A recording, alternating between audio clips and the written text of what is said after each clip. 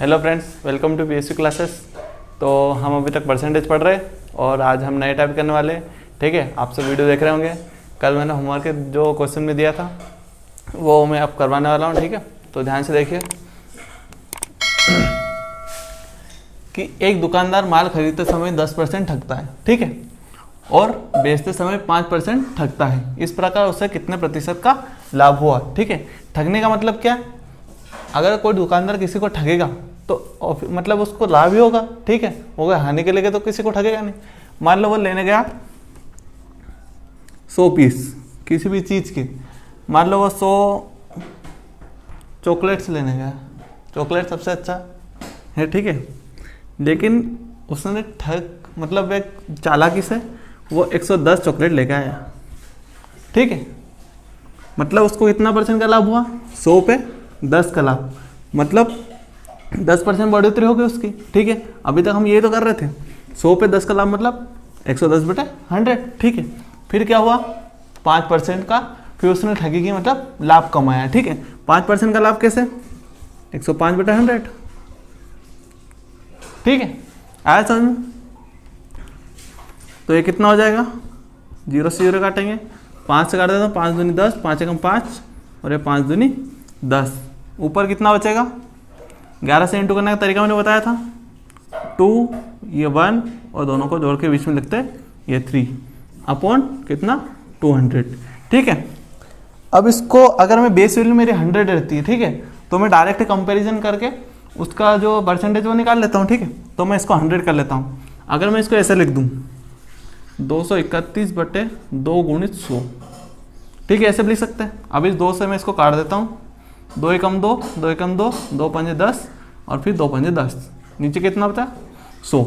मतलब 100 से कितना हो गया उसका? मतलब 100 की जगह उसने कितना कमाए? 115.5 रुपये।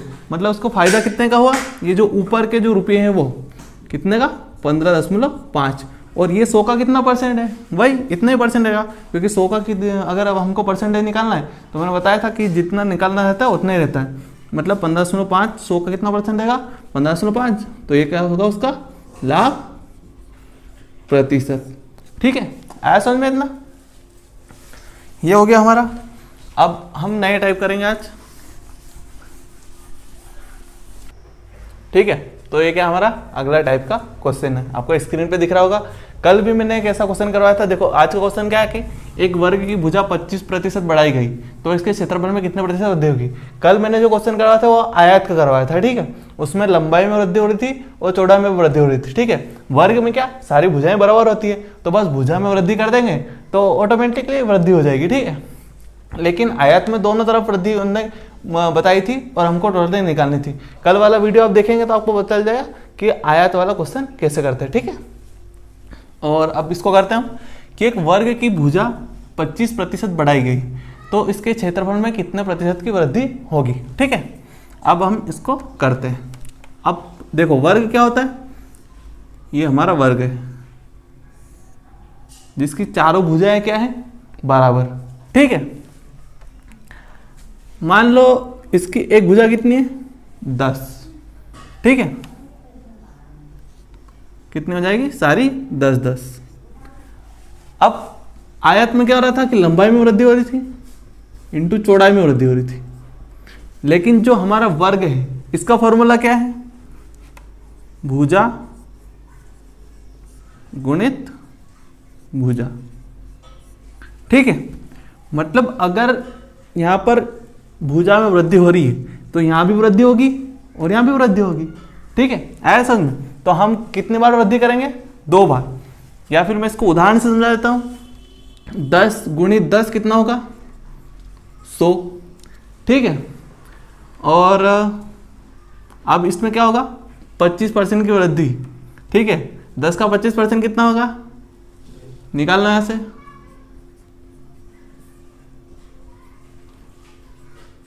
2.5, मतलब अब भुजा कितनी हो जाएगी? 12.5। अब इनका इंटू करेंगे। ठीक है, तो ये कितना हो जाएगा?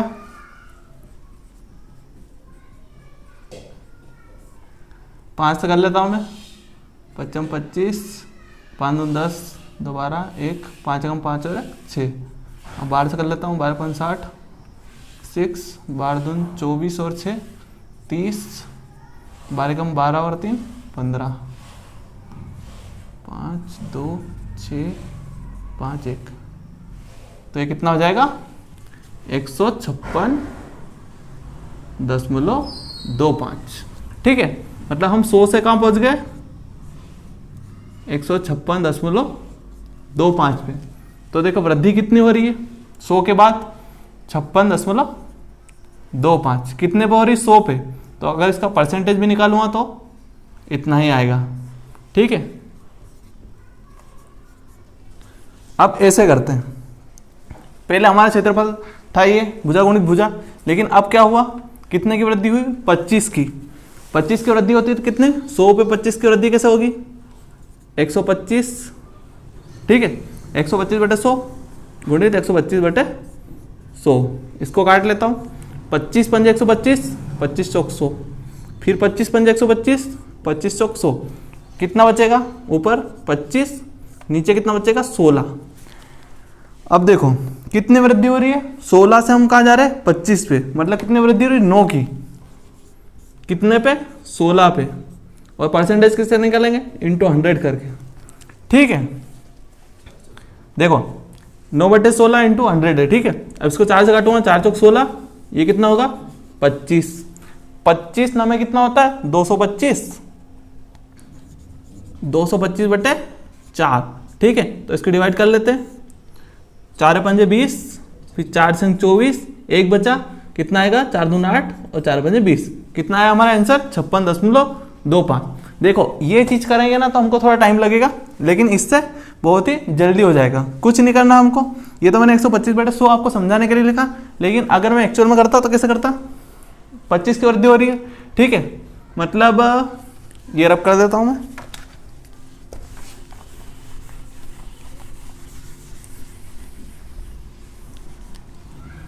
मुझे पता है 125/100 को अगर मैं काटूंगा, इसको तो माइंड में काट सकते हैं। ठीक है, कि 25 पंजे 125, 25 चौक 100, मतलब 5/4 into 5/4।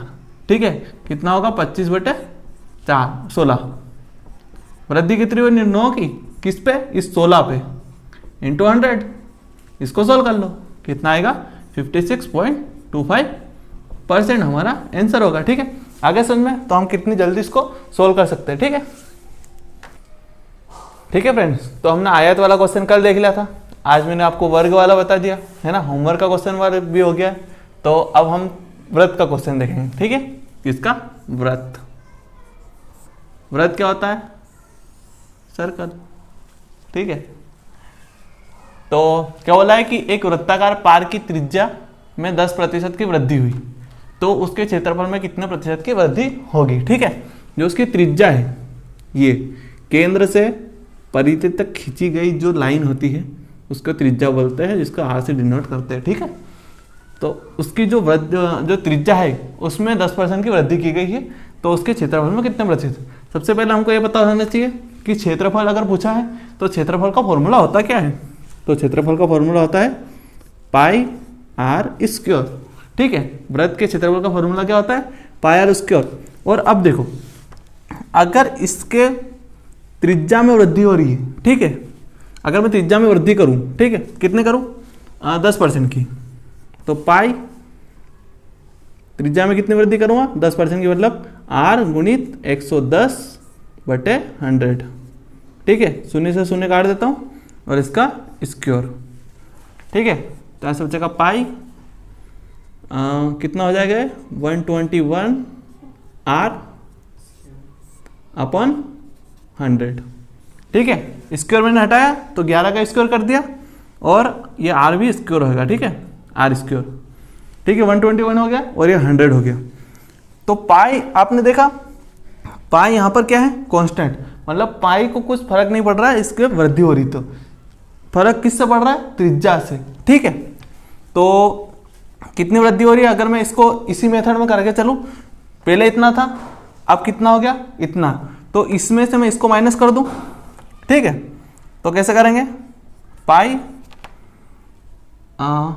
121 r square upon 100 minus pi r square.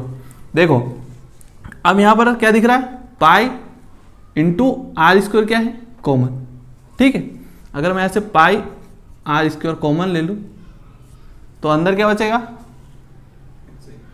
Sorry यहाँ से हम बस पाई कॉमन लेंगे। ठीक है, अभी यहाँ कितना बचेगा, 121 r square upon 100 minus r square. ठीक है, तो पाई कितना होगा, इसका इंटू इसमें होगा। ठीक है, और इसके नीचे जो 1 है इसका इंटू इसमें होगा, तो ये कितना आ जाएगा, 121 r square minus 100 r square upon 100। ठीक है, कितना बचेगा, पाई यहाँ से कितना बचेगा, 21 आर स्क्योर अपॉन 100। ठीक है, ये बचा, मतलब कितनी वृद्धि हुई, पाई 21 आर स्क्योर अपॉन 100 की। किस में से वृद्धि हुई, पाई आर स्क्योर में से। ठीक है, तो मैं यहां पे कर रहा हूं। ठीक है, अगर मैं पाई 21 आर स्क्योर अपॉन 100 को किस में से परसेंटेज निकालूंगा, पाई आर स्क्योर में से, पाई आर स्क्योर से इंटू 100। ठीक है, तो ये 100 नीचे आ जाएगा, pi 21 r square upon pi r square into ये 100, ये वाला 100 इंटू ये 100। ठीक है, 100 से 100 कट जाएगा। ठीक है, पाई से पाई, आर स्क्योर से आर स्क्योर, कितना बचा, 21%। यानी कि कितनी वृद्धि हुई, 21%। कितनी मात्रा बची हुई इसमें, बहुत सारी। वो मैंने इसलिए बताया आपको कि आपके मन में कोई डाउट ना रहे। ठीक है, अब मैं बताऊंगा कि हमको एग्जाम में इसको कैसे करना है। इसका स्क्रीनशॉट ले लो, अच्छे से समझ लो। ओके, कोई दिक्कत हो तो कमेंट में बोल देना। अब इसको हम कैसे करेंगे,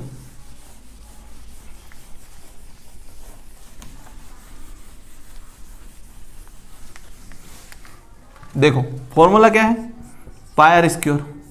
ठीक है, परिवर्तन किसके कारण आ रहा है, आर के कारण। आर क्या है, स्क्योर में है, मतलब 100 पे कितनी वृद्धि हो रही है, 10 की, मतलब 100 गुणित 110, वापिस 100 पे 110 की वृद्धि हो रही है क्योंकि आर स्क्योर है। ठीक है, ये शून्य से ये शून्य कटेगी, इससे ये कटेगी, ऊपर कितना बचेगा, 121/100। 100 पे कितनी वृद्धि हो रही है, 21 की। ठीक है, मतलब हमारी परसेंटेज में कितनी वृद्धि होगी, 21%, और ये हमारा होगा आंसर। ठीक है, कितने देर में करेगा हमने क्वेश्चन, 10 सेकंड। ठीक है, इसलिए वीडियो को ध्यान से देखिए, कॉन्सेप्ट भी बताऊंगा, एग्जाम में कैसे करते हैं वो भी बताऊंगा। तो हमारा व्रत वाला क्वेश्चन हो गया है। ठीक है, आपको समझ में भी आ गया होगा, नहीं आया तो आप कमेंट में बता देना। ठीक है, आप कौन सा क्वेश्चन कर रहे हैं, हम गोले वाला। ठीक है, क्या बोला है कि किसी ठोस गोले के व्यास में 20% की वृद्धि हुई। ठीक है, तो उसके पृष्ठीय क्षेत्रफल में कितने प्रतिशत की वृद्धि होगी। ओके, अब देखो उसका जो गोले का पृष्ठीय क्षेत्रफल क्या होता है, गोले का पृष्ठीय क्षेत्रफल 4 पाई आर स्क्वायर। ठीक है, यह होता है उसका फॉर्मूला। देखो मैंने पिछले क्वेश्चन में बताया कि जो परिवर्तन आता है वो किसके कारण आता है, आर के कारण। ठीक है, तो वही हम इस बार करने वाले हैं। अब मैं पूरा नहीं बताऊंगा आपको, आप डायरेक्ट समझाऊंगा। ठीक है, अब क्या बोला कि व्यास में 20% की वृद्धि हो रही है, तो अब त्रिज्या में कितने प्रतिशत की वृद्धि होगी वो हम देखते हैं। मान लो ये हमारा व्यास, मान लो कि ये व्यास है। ठीक है, और यहाँ से यहाँ तक कितनी है, ये आर त्रिज्या और ये आर त्रिज्या। अब मैं ये मानता हूँ कि जो व्यास है वो कितना है, 20। ठीक है, तो त्रिज्या कितनी हो जाएगी, देखो व्यास का आधा क्या होती है, त्रिज्या। ठीक है, तो त्रिज्या कितनी हो जाएगी हमारी, 10। आया समझ में। अगर मैं इस व्यास में 20% की वृद्धि करूं, 20 का 20% कितना होगा, 20 का 10% कितना होता है, एक संख्या छोड़ेंगे, पॉइंट लगाएंगे, मतलब 2, तो 20 कितना हो जाएगा, 2 दूनी 4। ठीक है, तो कितना हो जाएगा हमारा व्यास, 24। अब इस हिसाब से हमारी त्रिज्या कितनी हो जाएगी, व्यास का आधा करेंगे तो त्रिज्या मिल जाएगी, मतलब हमारी नई त्रिज्या क्या हो जाएगी, 12। अब देखो 10 से 12 हो रही है, मतलब कितने प्रतिशत की वृद्धि, 20% की वृद्धि। मतलब आप निकाल लो इसको, कितने की वृद्धि हो रही है, 2 की 10 पे इंटू 100, मतलब कितने प्रतिशत की वृद्धि हो रही है, 20% की। ठीक है, आया समझ में। मतलब व्यास में अगर 20% की वृद्धि हो रही है तो त्रिज्या में भी कितने प्रतिशत की वृद्धि होगी, 20 ही प्रतिशत की वृद्धि होगी। ठीक है, इतना आ गया हमको समझ में। इसको रब कर देता हूं मैं।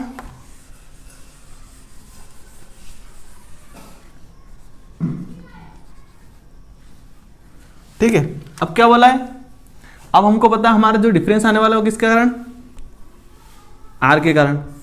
मैं मान लेता हूं कि पहले हमारी त्रिज्या कितनी थी, 100 थी। ठीक है, और आर स्क्वायर हमको करना है 16। अब कितनी हो जाएगी, 120।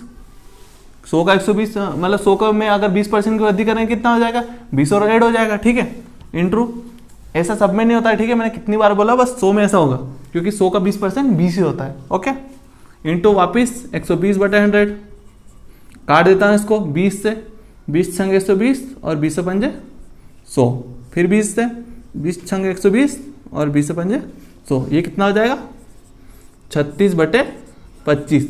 मतलब पहले 25 थी, अब कितने होगा, मतलब क्षेत्रफल में क्या परिवर्तन है, पहले 25 आता हमारा क्षेत्रफल, अब कितने यूनिट आया, 36 यूनिट। मतलब कितना ऐड हो गया इसमें, 11। ठीक है, 11 की वृद्धि हुई, किस पे हुई, 25 पे। और ये परसेंटेज कैसे निकालेंगे, इंटू 100, 25 चौक 100, कितना हो जाएगा, 11 चौक 44। ठीक है, मतलब 44% की वृद्धि होगी। ये आ गया समझ में। इसको थोड़ा सा मैं और बता देता हूँ कि अगर मैं इसको डायरेक्ट परसेंटेज से सोल्व करूँ, मुझे पता है कि भैया परसेंटेज में 2 बार हमको वृद्धि करनी है। ठीक है, मैं मान लेता हूँ कि पहले कितनी थी, 100, अब बढ़ेगी तो 20% बढ़ी, मतलब अब कितनी हो जाएगी, 120। ठीक है, अब वापस कितने बढ़ाने हैं हमको, 20%। इसका 120 का 10% कितना होता है, 12, 20% कितना होगा, 24। देखो कितनी हो गई, 144। मतलब 100 पे कितना बढ़ा, 44, मतलब कितनी वृद्धि हुई, 44% की। ठीक है, तो हम इसको ऐसे भी कर सकते हैं। ठीक है, ये ट्रिक आपको पसंद आई। ठीक है, नेक्स्ट क्वेश्चन देखते हैं। ठीक है, तो अब क्या गोले वाला क्वेश्चन करेंगे। अभी तक हम क्या कर रहे थे, 2 डायमेंशन वाला क्वेश्चन कर रहे थे। ठीक है, अभी पिछले क्वेश्चन में हमने जो पृष्ठीय क्षेत्रफल ज्ञात किया था ना, वो भी 2 डायमेंशन था। ठीक है, अब हम आयतन वाला क्वेश्चन करने वाले हैं। ओके, क्या बोल रहा हमारा क्वेश्चन कि गोले की व्यास में 10% की कमी कर दी गई। ठीक है, तो उसके आयतन में कितने प्रतिशत की कमी होगी। गोले का आयतन वही मैंने बताया अभी, ये गोला हमारा। ठीक है, इसका जो व्यास है उसमें 10% की कमी की, मतलब जो हमारी त्रिज्या है उसमें भी 10% की कमी होगी। अभी मैंने समझा दिया आपको। ठीक है, अब जो गोले का आयतन है उसका फॉर्मूला क्या होता है, 4/3 पाई आर क्यूब। ठीक है, आया समझ में। अब देखो, मैंने पिछली बार क्वेश्चन समझाया था कि जो हमारा डिफरेंस आता है वो किसके कारण आता है, आर के कारण। ओके, ये तो कांस्टेंट रहता है, इससे तो हमको कोई फर्क नहीं पड़ता। मतलब हमको अब क्या सोल्व करना है, क्यूब सोल्व करना है। ठीक है, मान लेते पहले त्रिज्या कितनी थी, 10। ठीक है, 10% की कमी, तो अब कितनी हो जाएगी, 10 का 10% कितना होता है, 9, मतलब सॉरी 1। अब 10 में 10% कमी करो, अब त्रिज्या कितनी हो जाएगी, 1। ठीक है, इंटू बाई 9/10 इंटू 9/10। ठीक है, तो अब देखो इसको सॉल्व करते हैं, कितना हो जाएगा, 9 का क्यूब क्या होता है, मैंने क्यूब करने का बोला था आपको, 729/1000। ठीक है, मतलब पहले हमारा आयतन कितना आता, 1000, 4/3 आर 1000। ठीक है, और अब कितना है हमारा 729। ये मतलब एक यूनिट है जो उसके साथ चल रही है। ठीक है, वो बाद में कट जाएगी। ओके, मतलब डिफरेंस कितने का आ रहा है, 271 का। ठीक है, किस पे, इस 1000 पे। ठीक है, मतलब पहले हमारा कितना आता आयतन 1000, उस पर तो हमको उससे कंपेरिजन करना है। इसका परसेंटेज कैसे निकालेंगे, इंटू 100 करके, 2 शून्य से 2 शून्य कटेंगे, 10 का भाग देने के लिए क्या करेंगे, एक संख्या छोड़ के पॉइंट लगाएंगे, तो हमारा आंसर क्या आएगा, 27.1%। ठीक है, आया समझ में। कि मैं एक और आपको मेथड बताऊंगा जो बहुत ही सिंपल है और जिसका मैं यूज करता हूँ। ओके, मान लेते पहले क्या था हमारा क्षेत्रफल 100। ठीक है, मतलब हमारी त्रिज्या थी 100। अब हमारा फॉर्मूला क्या है, 4/3 पाई आर क्यूब। देखो क्यूब है, ठीक है, मतलब हम कितनी बार इंटू कर रहे हैं, r into r into r. मैंने अभी क्या बताया था आपको, 9/10 इंटू 9/10 इंटू 9/10, मतलब कितनी बार कमी हो रही है, 3 बार। तो अगर वो मैं कमी 100 में कर दूं तो मेरा आंसर आ जाएगा, ठीक है। कैसे, देखो 100 में का 10% कितना होता है, 10 की कमी करूंगा कितना हो जाएगा, 90। उस कमी को मैं लिख रहा हूं यहां पर, जो होगा मेरा आंसर, ठीक है। एक बार कमी कर दी मैंने, दूसरी बार इस पे, ये कमी होने के बाद इस पे जो कमी आती है उसको सोल्व करने के बाद होती है, ठीक है। मतलब अब 90 का 10% मुझे कम करना है, वो कितना होगा, 9। कमी यहाँ पे लिख रहा हूँ, ठीक है। 9 कम करूंगा कितना आ जाएगा, 81। अब 81 वापिस थर्ड बार, क्योंकि आर क्यूब है, ठीक है। अब कितना कम होगा, इसका 10%, मतलब 1/10, तो वो कितना होगा, 8.1। 10 का भाग देने में कोई दिमाग नहीं लगाना पड़ता, एक संख्या छोटी पॉइंट लगा, ठीक है। अब 8.1 इसमें से घटा मत, कितना बचेगा, 9, ये 9 हो जाएगा, 2 और 7, 72.9। और ये हमारी कमी जो हमारा है आंसर, वो कितना हो गया टोटल, 27.1%, ठीक है। ये क्या हमारा आंसर। या फिर हम इसको यहां से निकालेंगे तो कैसे निकालेंगे, हमको पता है पहले 100 था, अब कितना बचा, 72.9।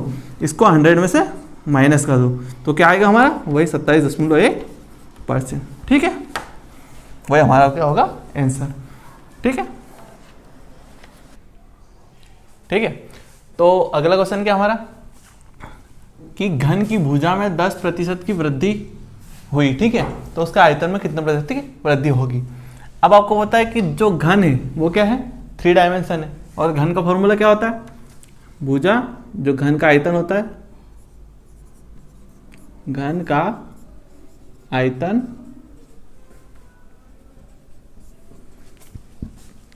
भुजा मतलब ए मान लेता हूं मैं, ए क्यूब या फिर ए गुणित ए, ठीक है, आया समझ में।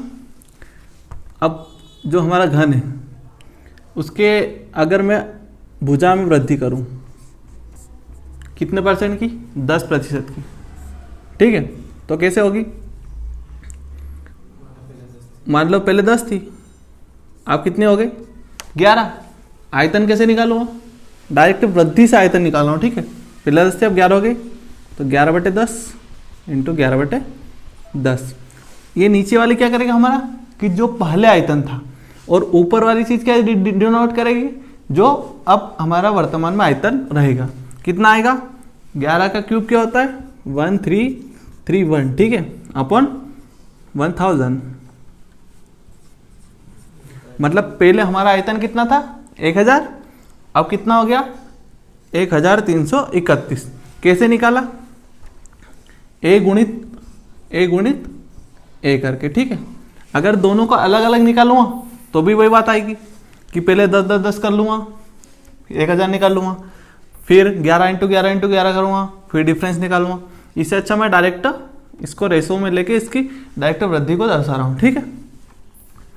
तो ये क्या होगा, हमारा पहले का आयतन और ये अब वाला,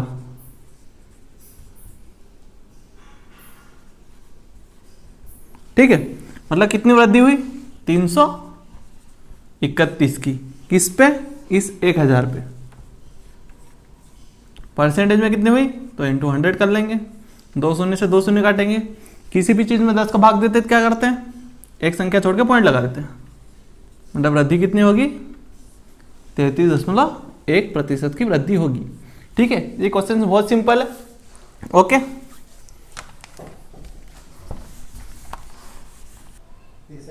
ठीक है फ्रेंड्स, तो हमने आयतन वाले क्वेश्चन कर लिए। अब कौन सा करेंगे हम, ये आय वाले क्वेश्चन है, ठीक है। क्या बोला है कि जो गोपाल है वो अपनी आय का 30% भोजन पे खर्च करता है, फिर जो 30% खर्च करने के बाद जो बचेगा शेष का 40% परिवहन पर और शेष का 50% बचाता है, ठीक है। तो उसके आय कितनी है, 18,400 रुपये। तो हमको निकालना क्या है कि वो कितनी बचत करता है, ठीक है। अब देखते हैं कि उसकी आय कितनी है, 18,400 रुपये। इसका 30% वो भोजन पर खर्च करता है, ठीक है। अगर वो 30% भोजन पर खर्च करता है तो उसके बाद बचता कितना है, 70%। ठीक है, वो कैसे डिनोट होगा ऐसे, क्योंकि मान लो अगर मेरे पास x है तो इसका 70% कैसे निकालते हैं, 30% जाने के बाद कितना बचेगा, मुझे पता है 70% बचेगा। या फिर मान लो 30%, x में से मैं 30% घटा देता हूँ, x में से x का 30% ऐसे घटाऊंगा। ठीक है, x का इधर 100x माइनस 30x अपॉन 100, कितना बचा 70x अपॉन 100। ठीक है, वही मैंने यहाँ पे क्या किया डायरेक्ट कि कितना बचा 70/100। ठीक है, उसके बाद अब देखो ये जो बचा हुआ ना, ये इसका 70% निकल गया। अब हमको क्या बोला कि शेष का 40%। ठीक है, तब हम ऐसा करेंगे। ठीक है, शेष का 40% किस पे, परिवहन पे। मतलब अब कितना बचा उसके पास 60%, क्योंकि 100 में से 40 जाएंगे कितने बचेंगे 60। ठीक है, और जो इसके बाद जो बचता है उसका 50% वो बचत करता है। कितना, ये 50%। ठीक है, तो इससे हमारी जो बचत है वो निकल जाएगी। ओके, अब ये 2 जीरो से 2 जीरो काट सकता हूँ, ये 2 जीरो से ये 2 जीरो, 50 एकम 50, 50 दूनी 100। ठीक है, ये 2 से इस 6 को काट देता हूँ, 2 तिया 6। यहाँ पे कितना बचा हमारा 21, 7 21 इंटू 184। ठीक है, इनका इंटू कर लेते हैं हम, 21 चौक 84 बचा 8, 21 8 कितना होता है 168। ठीक है, इसमें 8 जोड़ेंगे तो कितना बचेगा 176, फिर बचेंगे 17, और 21 से कम 21 और 17 कितना होता है 38। तो उसकी बचत कितनी हो गई 3864 रुपये। ठीक है, आया समझ में। अब ये तरीका आपने सीख लिया, अब इसको एक तरीके से और कर सकते हैं।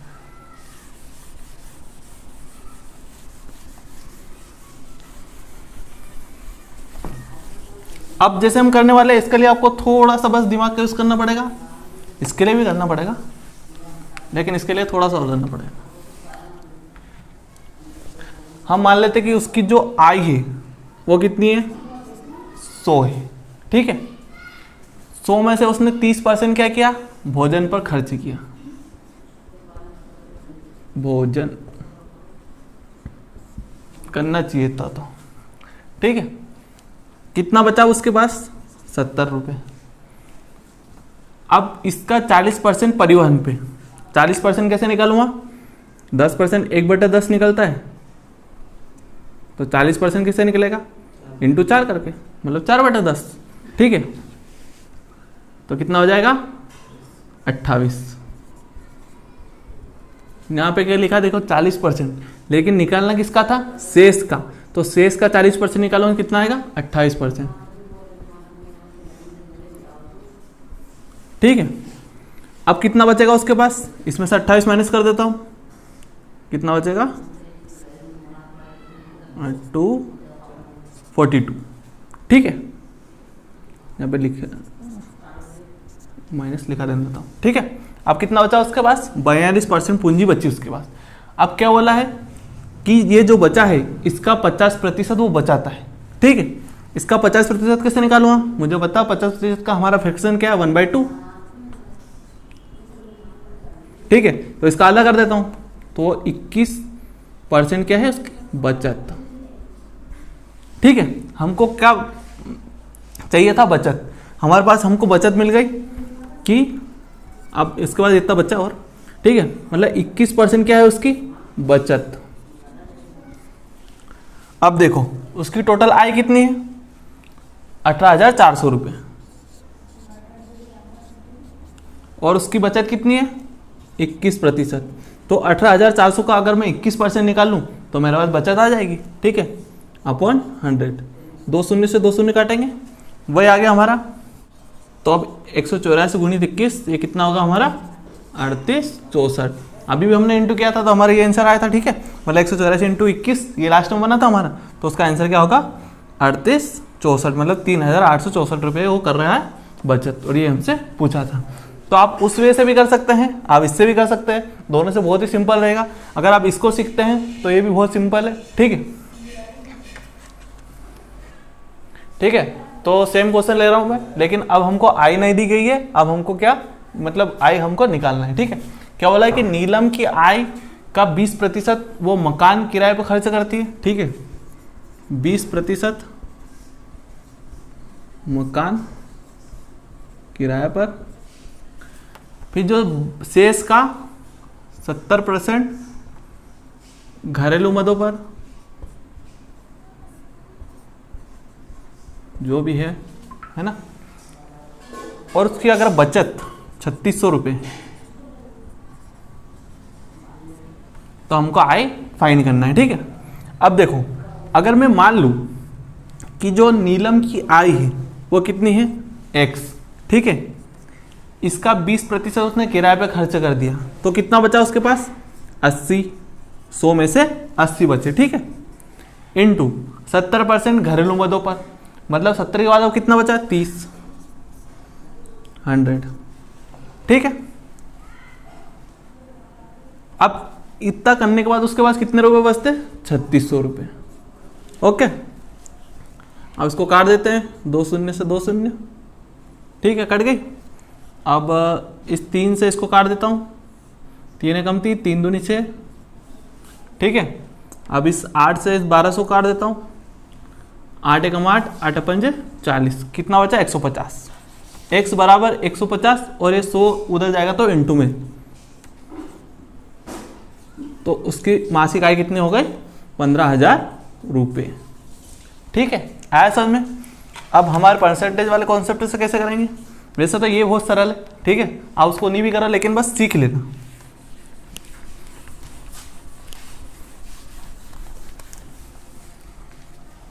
क्या अगर मैं मान लूं कि नीलम की आय कितनी है, 100, उसने क्या किया, 20% मकान पर खर्च किया, मतलब बचा कितना उसके पास, 80, ठीक है। इसका 70% उसने क्या किया, काय पे, घरेलू मदों पर खर्च कर दिया, इसका 70% कैसे निकालूंगा, वही अपना 10% निकाल के 7 का इंटू कर दूंगा, 8, 8 7 56, इसका होता है 70%। अब कितना बचा उसके पास, माइनस कर देता हूँ, 4, 24, ठीक है। अब 24% उसके पास बचा, और वो कितना है, 3600 रुपये। अगर 24% की वैल्यू 3600 रुपये है, तो 100% की वैल्यू क्या होगी, ठीक है। या इसको डायरेक्ट काट के निकाल सकता है, 6 चौक 24, 6 6 36, और 4 से काट देता हूँ, 1% की वैल्यू मिल जाएगी, कितने आ जाएगी, 15, सॉरी ये 600 आएगा, और कितना आएगा, 150, ठीक है, 6 6 36 600, और 4 से काटूंगा तो 150, 1% की वैल्यू कितनी मिल गई मुझे, 150, तो इधर भी 100 का इंटू कर देता हूँ, इधर भी 100 का कर देता हूँ, कितना हो जाएगा, 15,000 रुपये। या फिर आप इसको ऐसे कर लेते हैं, 24% की वैल्यू क्या है, 3600 रुपये, तो 100% की वैल्यू क्या है, x जो हमको निकालना है, 24x इजिकल टू 3600 इंटू 100, वही 6 से काटो, 6 चौक 24, ठीक है, कितना आ जाएगा, 6 6 36, फिर 4 से इसको काटो 150, और इंटू करूँगा तो 15,000 रुपये, ठीक है। मैंने आपको समझा दिया, आप ठीक से, है ना, दोनों तरीके आपको समझा दिए, आप किसी से भी कर सकते हैं, ठीक है। तो ये हो गया हमारा आज के क्वेश्चन। अब मैं आपको होमवर्क का एक क्वेश्चन दे देता हूँ, ठीक है, उसको आपको करना है, ठीक है फ्रेंड्स। तो ये आपका आज होमवर्क का क्वेश्चन है, इसको आपको करना है। मैंने जैसे क्वेश्चन करवाया, ये सेम टू सेम क्वेश्चन है, अगर आप वीडियो देखेंगे तो इसको जरूर करवाएंगे, और इसका आंसर आप कमेंट में दीजिएगा, ठीक है, मैं आपके कमेंट का इंतजार करूँगा, ओके। तो क्वेश्चन क्या है कि एक आदमी अपने आय का 5% निर्धन कोष में दान करता है, शेष का 20% बचत बैंक में जमा करता है, अंत में उसके पास कितने बचते हैं, 1919 रुपये बच जाते हैं, तो उसकी आय आपको निकाल के मुझे कमेंट में बतानी है, ठीक है। तो आप इसको करेंगे तो आपको अच्छे से समझ में भी आ जाएगा, और थोड़े से डाउट भी क्लियर हो जाएंगे, ठीक है। तो वीडियो को देखते रहिए, लाइक कीजिए, सब्सक्राइब कीजिए, थैंक यू।